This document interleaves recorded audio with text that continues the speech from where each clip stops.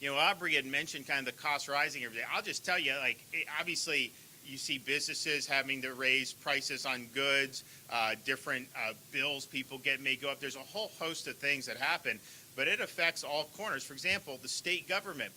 We funded certain projects last year, and we're happy to do it. And now they come back to me and say, the costs have gone up so much, you have to now put in some more money into the kitty to do some of these things that we were doing. Now, part of that is, I mean, there's a lot of things that go into that. But, I mean, this is real. I mean, this is not like just a little bit. These are significant cost increases that you're seeing really across the board, and it's affecting an awful lot of aspects of the economy. And the gasoline is one of the biggest ones. Obviously, it's one that people deal with the most, one of the most in their daily lives. But groceries, all these other things are going, business inputs, you name it. And even in the state, we're having our budget, when we put that out at the beginning of next month, it will reflect that the cost of some of the things we've been trying to accomplish have actually gone up. I want to bring up Eric Green from JAXPORT. He stepped forward. You know, they've already had ships from Savannah reroute that were stuck off the coast, and they run a very good operation and really is a great asset to our state, this region, but really the state as a whole. So, Eric.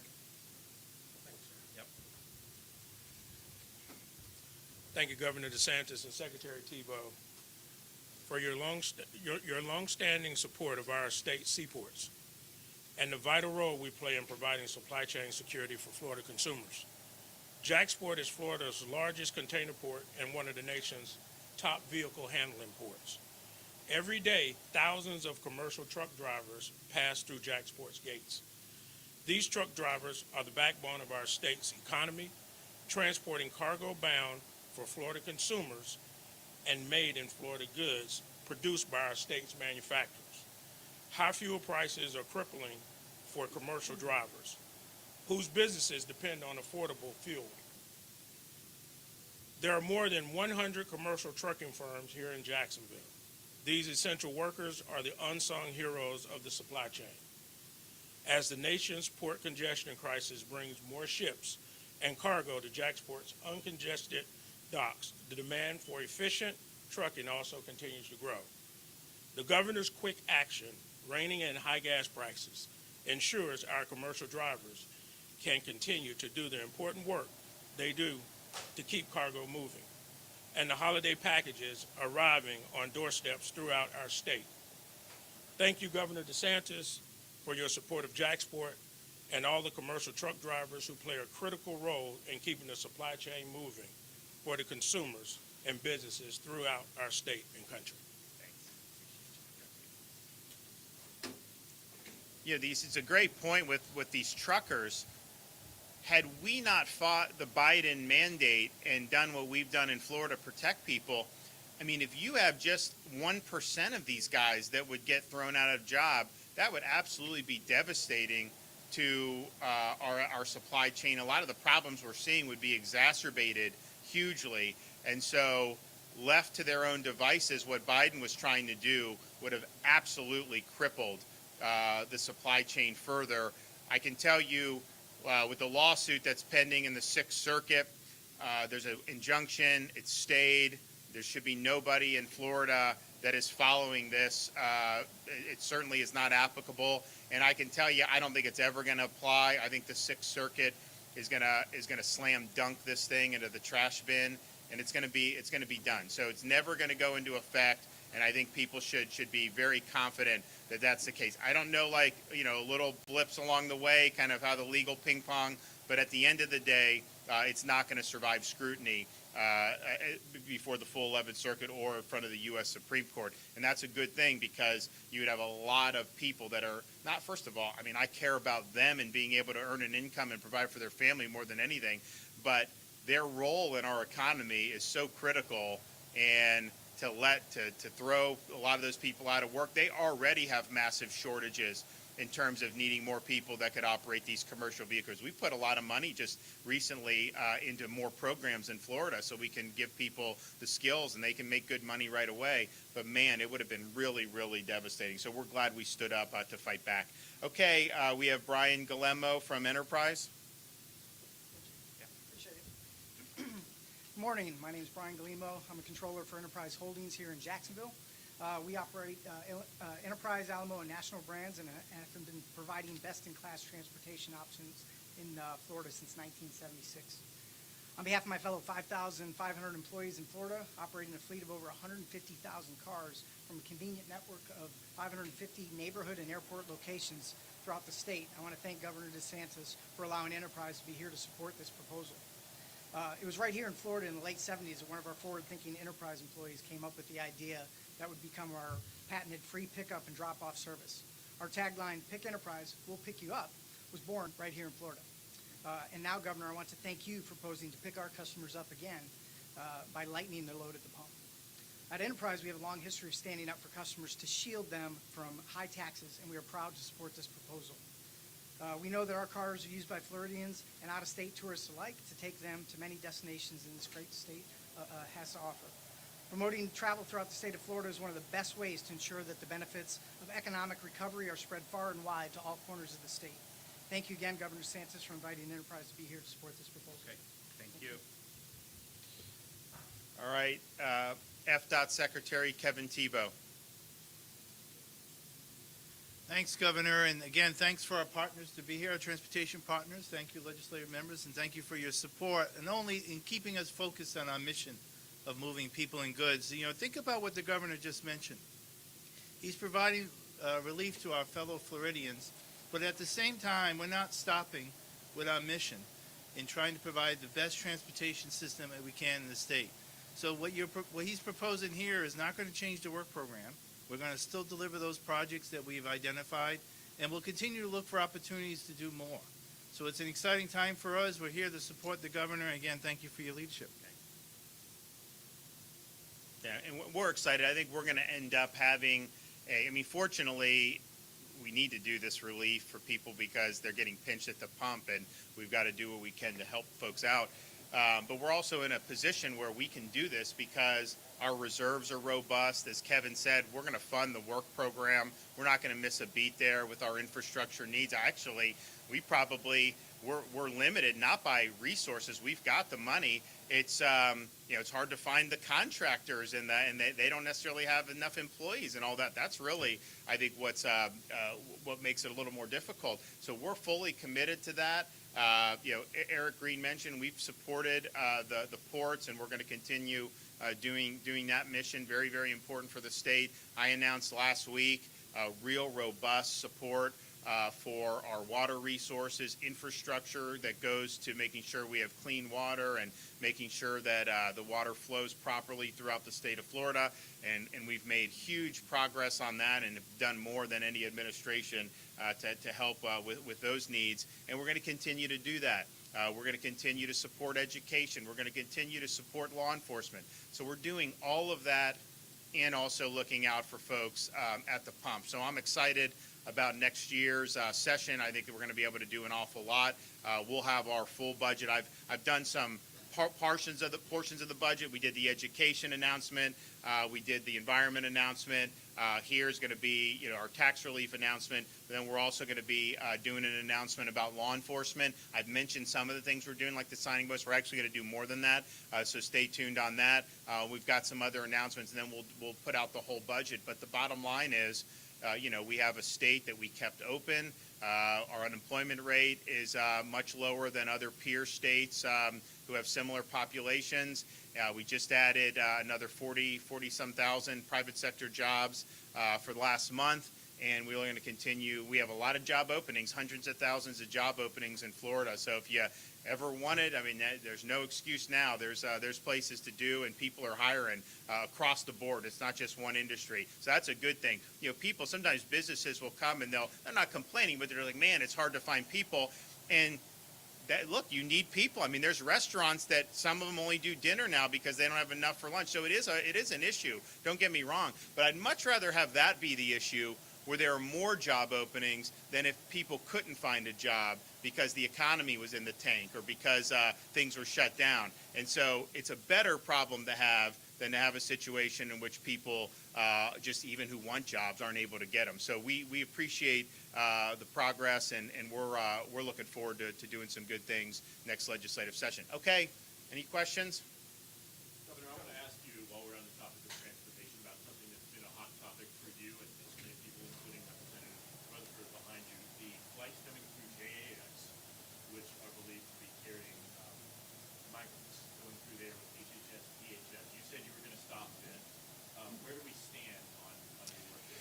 So it's a great question. So this is about the clandestine flights that are coming in the middle wee hours of the morning. Very no notice to the state for sure. The people at JAA, they don't know necessarily what's happening until it happens there. So I met with Mayor Curry, I met with the JAA, and then I have my folks.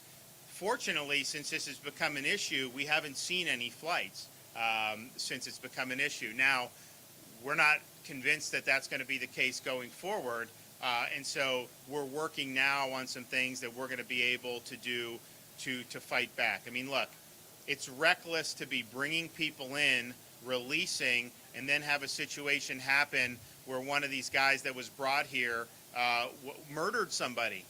Totally unacceptable. And that is a self-inflicted wound that Biden is doing by doing this. And so clearly his policies, if he'd reversed them at the border, that would fix most of this. But in the meantime, for us, we have a responsibility to try to protect our folks. So stay tuned. We are litigating with them. We are getting more and more. John Rutherford has helped us get information. You know, when we're getting this information, it's usually not, they don't just give it to us. We're getting it through other sources, local law enforcement. Congressman Rutherford's office has been able to get us information. But we have not seen any flights recently, which is great. But we think that, we don't think that it's over. I mean, we are anticipating at some point for them trying to resume it. Now, there are also some flights, these ICE flights, which are a little different.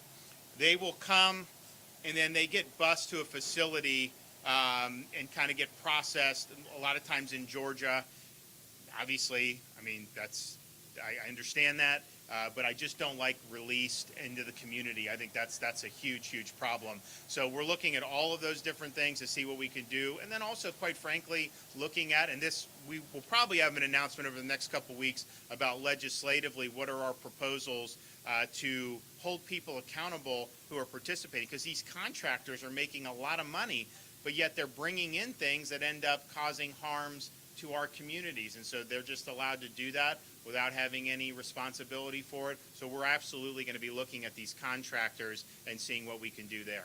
Governor, what are those contractors that you're talking about, and what's the latest on the pending lawsuit against the Biden administration? So the lawsuit is pending. I don't know exactly when we're having the next hearing, but as many of you know, there's been a number of lawsuits for a wide range of issues. Remain in Mexico, we certainly supported that. That was in Texas. And then we have one in Pensacola where we're doing the catch and release. And so I think we have good opportunity for success there, but that's not going to happen overnight. The contractors are a variety of people involved in transportation, charter flight companies, bus companies. We have a lot of information. We're gathering more information as things go on.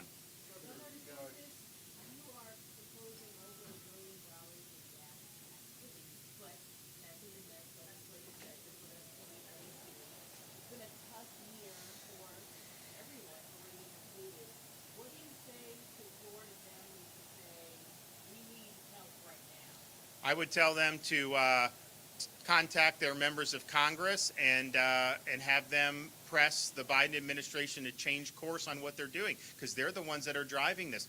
Last year, gas was $1.30 less than it is right now. We're now in a situation where we were basically energy independent for the first time in my lifetime just a couple years ago. Now they're begging OPEC. They're talking to China about getting more fuel coming in. So that's the root of the problem, the inflationary policies that are driving up the cost of food, driving up the cost of groceries, driving up the cost of gas. So yes, we're going to respond and help folks to the best we can with our state portion of that.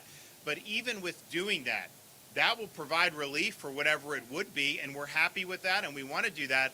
But we don't see any end in sight necessarily for this, and that's the big problem. And so I think the policies that have been implemented are not working in this regard. And so I would just say reverse course and let's get back to where we were. I mean, we had a number of years. I don't think it's been, I mean, you'd have to go back probably 7, 8, 9 years to find a time when we had the gas hit this level. So this is not something that people had been accustomed to over the last many years. Governor, on the gas tax, under your proposal, when would the state portion end, and how long would it not be in effect? So we think if you did over $1 billion, we think that probably could be perhaps as much as 6 months. So we're going to work out those details with the legislature. Obviously, they can. We got to get this as a statutory change. It's not something you can do unilaterally. So you're looking at getting it through and then setting the date for implementation. So stay tuned on that. But my view would be, we want it to be, some people said, why don't we just do something for a month or two? I was like, no, we got to do it longer than that. So this will be many months, and it'll be over $1 billion, and so that'll be real meaningful relief for people. Governor DeSantis, you mentioned the Biden administration when it comes to the overall solution. What do you say to people who think that this issue maybe has become too political and that stops progress before now? So that's a good question. So, is all this just politics? I mean, we live in a polarized time, and it just seems like one team versus the other. And there's definitely some truth to that. But I would say this. I mean, Biden's in a bad spot because he ran for president saying he was going to unite the country.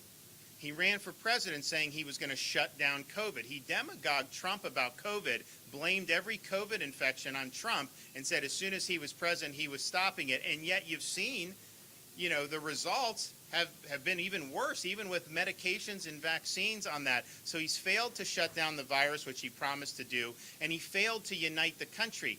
His proposals that he's done are more divisive than any policies, Republican or Democrat, in my lifetime that I can think of. And so that's what's driving the dissatisfaction. Part of it is the policies aren't working, and I think we have a responsibility to call them out. Look, if you want truckers fired, if you want nurses fired in Florida, I'm standing up for them, and I'm going to fight back against you. That's just the bottom line. But I think also the dissatisfaction is driven by people appreciate if you run and you say you're going to do stuff and you do it, even if they don't agree with it, they kind of give you credit for doing what you said you do. I mean, I've done what I said I would do. You look back at my inauguration speech, we've knocked out what I said I would do, and we're doing even more. Biden, though, I think committed a fraud on the public when he said he was going to unite people. He is not. He is being captive by a very militant leftist impulse in his party. This is an impulse that I think the vast majority of Americans reject, but nevertheless, that's what's driving this. And so I think that adds salt in the wounds. Like, yeah, they see their gas prices going up. They see grocery prices going up. They see all these problems. See, of course, the disaster in Afghanistan, the disaster at the southern border. So they see all that, and that's problematic. But then I think it's like, wait a minute.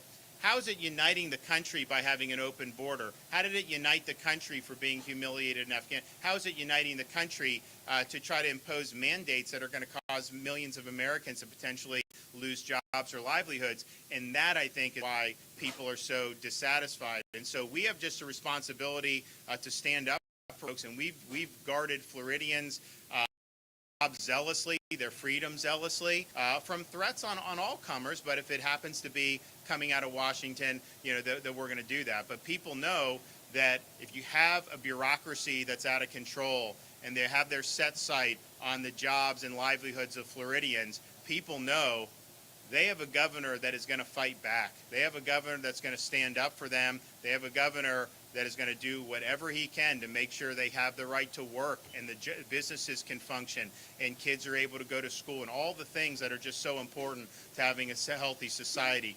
That's what we're fighting for.